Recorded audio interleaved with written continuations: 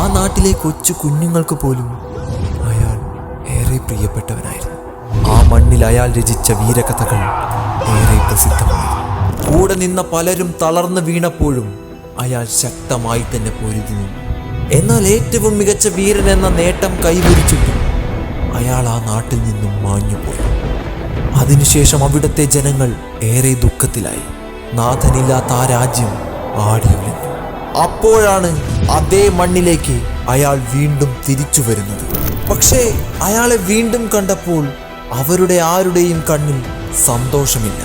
പലരും ദേഷ്യം കൊണ്ട് അലറി വിളിക്കുന്നു, പലരും ഭയം കൊണ്ട് ഓടി ഒളിക്കുന്നു.